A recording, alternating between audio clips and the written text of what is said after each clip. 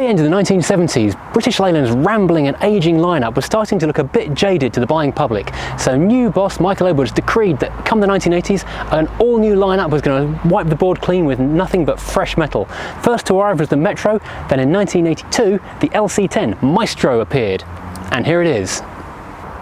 Work began on the Maestro in 1977 and it was designed by Ian Beach under the supervision of David Back, the guy who brought us the P6, the SD1, the Range Rover, basically BL's design supremo. There's a whole story about him waiting to happen as well. The all-new design was to replace the Allegro and the Maxi. The Montego had other cars to replace as well. So rationalising the range down to just 3 sensible cars plus the Triumph Acclaim for some reason. Although it may look a little dumpy and old-fashioned now, it had a few notable firsts in the styling. This car makes one of the earliest uses of bonded windscreens, height adjustable seatbelt anchorages and a talking dashboard. But most impressively, this is the first use of body colour painted plastic bumpers that can go through the paint shop and the oven all together. They used, I'm going to refer to a bit of paper here because I can't say it, polybutylene terephthalate, or PBT for those who can't pronounce it, and it would cure in the oven with the car. Impressive stuff, huh? Now underneath this fancy airbox and electronic control label, there's something fairly familiar powering this car. You've probably seen one before. It's an A-Series, of course it is. In this guise, it generates 68 horsepower and 75 foot-pound of torque. Woohoo! It's a known quantity, it's nice and reliable, and anyone can service it. So for an everyday working car, it's a great choice in the early 80s. Now we're motoring. One of the cars this replaced was a hatchback, the other wasn't, so it's much more practical, and it does have handy fold-down seats in the back, a 60/40 split, which again I think was a fairly new innovation for fold-down seats. It's a good sized boot, although it's a bit lumpy bumpy in the sides, which is fairly common for 1980s cars. And it's got a good full-size spare wheel in the back. A throwback some of the younger viewers may not appreciate is a real thing that we really miss. In the back here we have a couple of speaker grills. No actual speakers because this is an L. I'm guessing you need to go up a couple of trim levels to get any sound coming out of those. But then that's what a range is for, isn't it? This is sadly pre-handle, so you'd have to get your hands dirty to shut the boot again, having loaded your shopping.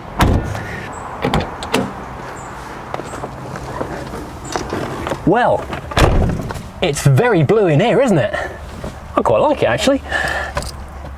You can tell this came from an earlier generation, and you can also spot a bit of David Back's influence as well, because everything, unlike cars which were also arriving in the 1980s, say the Sierra, which had kind of curvy, swoopy, jelly mold beginnings of dashboards, this is square, angled and modular, to the point at which this is actually a multi-part dashboard. I believe it's made of 3 separate mouldings, which I'll find out in a minute if it does or not.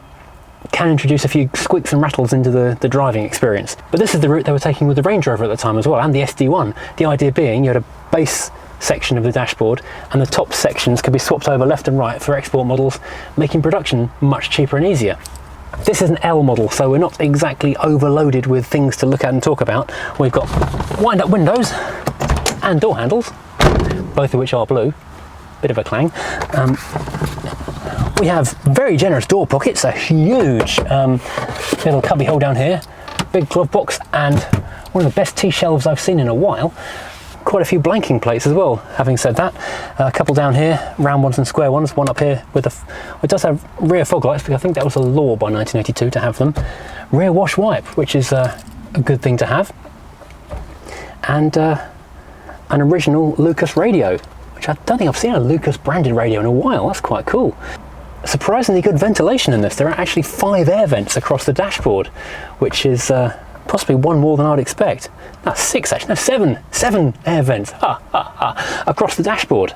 This is way more. So this is, if I count these as well, I've got 9 air vents. 9 air vents, It's a lot of air vents. I'll stop talking about air vents now. I was talking with the owner a few minutes ago. We were trying to work out if this cigarette lighter was actually an afterthought by Rover or a previous owner, or even the dealer themselves, as it's a slightly odd position to put a lighter socket in, but at least it's got one, so you can run sat-nav these days. The seats themselves are quite supportive, although you do seem to be sitting a fairly long way back, as the base seems to tip back a little bit. This car's only done 44,000 miles, so the seat fabric is virtually unworn. Interesting story from the owner. When he bought it, the old man who had it before, and he was quite an elderly gentleman, told him that seats didn't recline, and they were in a pure vertical position, and the guy had owned it since the early 80s, and in all that time he'd never changed the seats from an uncomfortable upright position. Turned out it was just missing the recline handles, which the new owner was able to buy relatively cheaply and instantly and drive a bit more comfortably. But the headroom in here is quite good as well. Looking around, it's brilliant white headlining, sun visors on both sides, because the base model I think only got one sun visor. This even comes with a mirror on the left hand side and an interior light. Hang on, let's check the horn. Yeah, let's take a look in the back. Well, although getting in the back is a little bit tight, especially if the seat is set for someone relatively, well, average height. Once you're in here, it's not bad space actually. There's a fair bit of good headroom. The seat's quite comfortable. No rear headrest though, but it is that generation of cars. Again, wind-up windows, but you're not going to have electric in the back if you've got manual in the front, are you? Little ashtray slash bin which pops out in the door, which is quite handy, and kind of a fresh air vent thing going on. I'm not sure where that's taking air from. I suppose it's so that in later years, when the rust has finally got to it, water can vent from outside the window into the back footwell. I don't know. I think that's probably wrong. Hey, in the back, it's not bad. Is that enough? Will that do, people? You happy with that?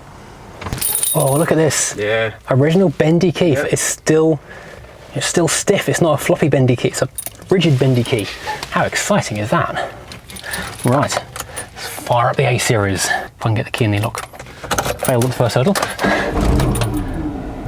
Nice, that's smooth. The markings have sadly scratched off the air vent, so it's a push, isn't it, to push for a reverse, and away we go. Oh, we left our cups down there. We should probably grab them. Oh, keep fit steering. It really is, isn't it? So rolling through the car park, not even on the road yet, and already I'm aware of how heavy the steering is, but how light everything else is. Wow, I'm driving an A series. You can really hear it. It's a little heavier sounding, a little lower, a little more rumbly than perhaps you'd expect in, I don't know, a Metro or a Mini or wherever else. But it's still undeniably an A series. Oh, today's MGB. Today's 2 MGBs. Oh, the Dutch as well. Hello, MGs. It's going to be a good day if you see an MGB. If you don't see an MGB, you know it's going to be a bad day. Forget magpies and things, that's the fact. It's astonishingly thin-rimmed on the steering wheel. It's actually quite hard to grip because it's so tiny. They changed it later on to a thicker rimmed wheel, but this relatively early car, it's 1983 car, so it's about a year into production. It's not much thicker than the old P6, which really was tiny to hold, but a massive wheel. Still, there's no power steering on this either, and you do feel it around the car park. It's not so bad once it's actually on the road. God, the brakes are not that great. Yeah, you don't really feel it. Once you're on the move, you don't really notice a lack of power steering. But yeah, manoeuvring around a car park, it's very much keep fit, like the windows.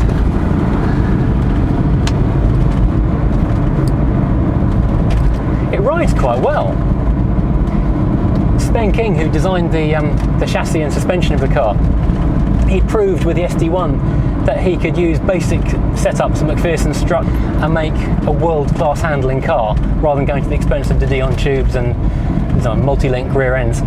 And so he did the same trick with this car. He used his expertise to create a simple McPherson strut torsion beam setup, apart from just then, which rides quietly and smoothly. It's actually very comfortable indeed to be in.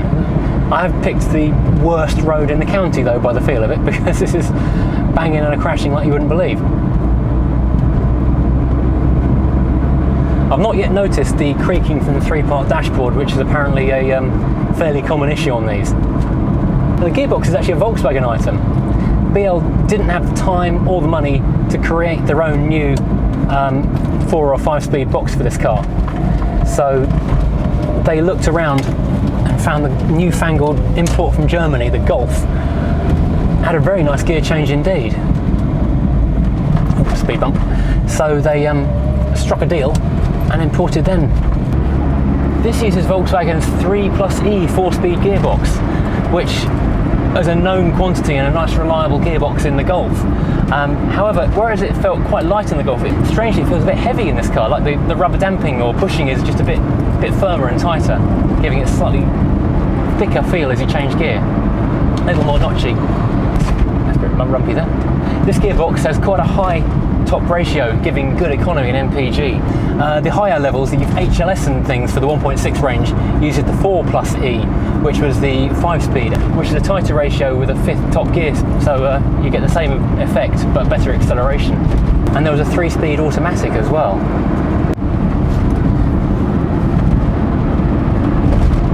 On the whole, handling is... God, this road is awful.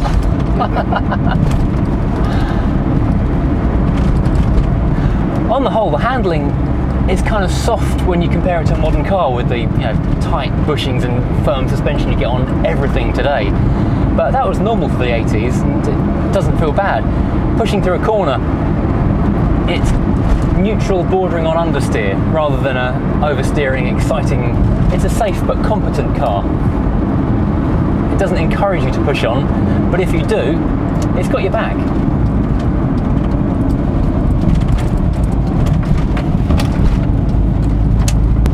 Now the A-Series is nice and smooth, and in general the car itself is smooth riding too. But overall, even at speed, once you've lightened the steering and things with the acceleration, there is a feeling of heaviness and solidity to the car. Whether that solidity is borne out in long-term reliability is up to JD Power to assess. However, they weren't massively quick.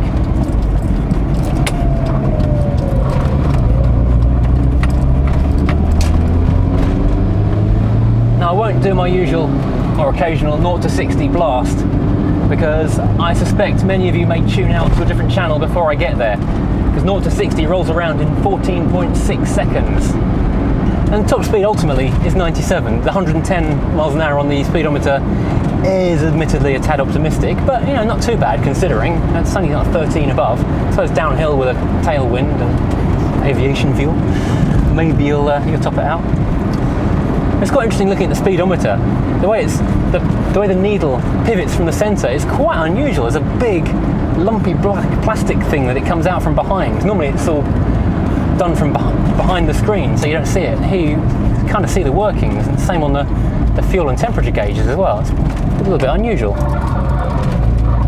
Also, something quite amusing to notice when we were turning the car on, the parking, ignition and handbrake lights all kind of come up in a little triangle of shock horror on the binnacle, which is, I don't know, hopefully not a precedent of things to come. Well, I'm sure it's fine. This was a long-lived car. It was built from 1982 to 1987 by British Leyland. Then it became the Rover Group, who built it from 88 to 1994. And after that had a second lease of life when the pressings were licensed out to Bulgaria to a company called Varna, and Rodokar was a British, the Rover trade name for it, where they built complete knockdown or CKD kits of the Maestro for a couple of years before that came to an end. Where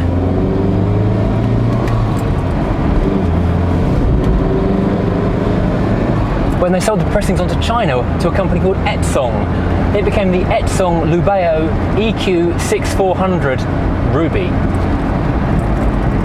That trips off the tongue. And of course, ultimately, there was a final version, which was the Ledbury version, which took unused CKD kits, converted them to right-hand drive, and it was a British-built, hand-built version of the Maestro, which is probably the best version you can possibly get, because it was 20 years newer than the original and was hand-built with a far better fit and finish, because the attention to detail from a hand-built car, those are the best survivors. They've got much better rust proofing and far better engines, so if you find one of those, do grab it. It'll be worth it and quite fun. With discs at the front and drums on the back, you would imagine that braking will be fairly powerful, but to be honest, it feels a little bit wooden and takes quite a bit of effort to actually make the car stop in a hurry if you get caught out by something. If you're ready for it, then you're ready for it, but it's those unforeseen events that might catch you off guard. The 1.3 litre A series, it's a classic, you know, you can't go wrong with it. It's venerable, I think is the word. Unfortunately, because it is a 1.3 A series, it's old enough not to be unleaded friendly, so if you are running one, it's advisable to be dumping a bit of this in the tank with your fill-ups, unless you want the expensive putting new valves in the head. It's a car that's going to get you there, even if it doesn't excite you massively on the way. If you were to go for the MG version, then you know, things are a little bit different. It's all a bit tighter and a bit more powerful, but this is the cooking version, if you like. This is the one that's, you know, going to take you to the shops quite happily and do it forever. When the car was new, the initial reports in the motoring press were all very favourable. Journalists at the time, they liked it. They weren't overwhelmed, but they were generally quite flattering towards it. And as the years went by, bear in mind the thing was in production for the best part of a decade. The flattery didn't go away, it just toned down a little bit. They stopped saying it was new and exciting, but they would start changing their opinion and critique to, it's a great thing if you want a sensible long-term buy. The diesel in particular was a car that would see you out. If you didn't mind about the image not being the most modern anymore, and you wanted good economy and low running costs, buy a Maestro. And to be honest, the same is still true today. If you want an easy to look after, inexpensive to run and maintain retro car with a good sized boot and comfortable seats, this is the car to buy, really. A series can be serviced by anyone with a hammer, gets half decent economy, and it seems to be quite reliable. Despite BL's reputation for shonkiness, anything that's lasted this long is going to be pretty decent, to be honest. Rolling through the Kent countryside as we are today, we get a lovely view of it because the windows on this thing are vast. The visibility is immense with these little tiny thin window frames and the tall greenhouse. It looks slightly out of kilter because it's such a tall body on top of the lower half of the frame, but it does give you this really nice big glass house. If it wasn't for the sun visor, I could almost imagine I was in a convertible. The roofline is barely in my vision at all.